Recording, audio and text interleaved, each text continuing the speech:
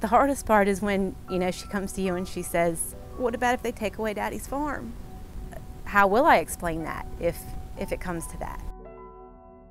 In 2010, a federal lawsuit was filed against Alan and Kristin Hudson by the New York-based Waterkeeper Alliance. These out-of-town activists are intent on driving Maryland poultry farmers like the Hudsons out of business. Companies like Purdue, who contract with these farmers, are also named in the suit. The Waterkeepers' plan is to replicate the litigation against the Hudsons elsewhere, dragging other farm families into court, as seen in this recent Waterkeeper boot camp.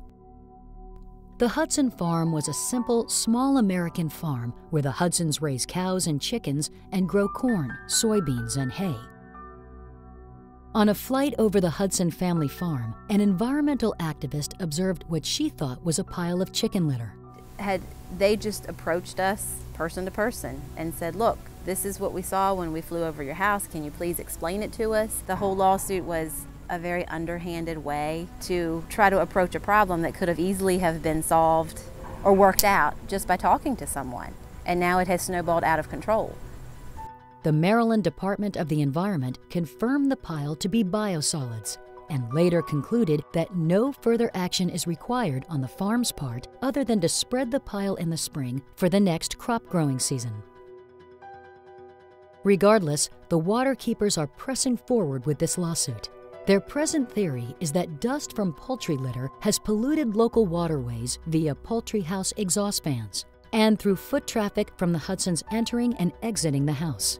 The Hudsons are overwhelmed by legal and medical bills related to the lawsuit. The stress on their family is clear. She started having panic attacks at school to the point where I took her to see a therapist. Alan Hudson drives a school bus to help make ends meet.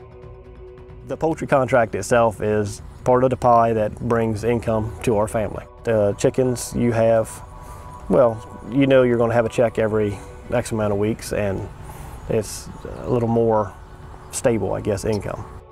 But the Hudsons are not alone. Farmers in the community rallied to the Hudson side, holding several benefit dinners to help the family with their bills.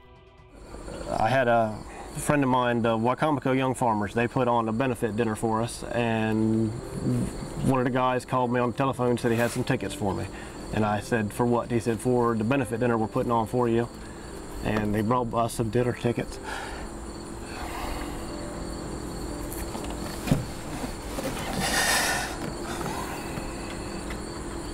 Okay, take them out. Life has changed on the farm since the lawsuit.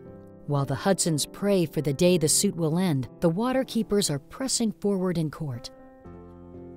Perhaps someday soon, they can go back to enjoying the simple things in life.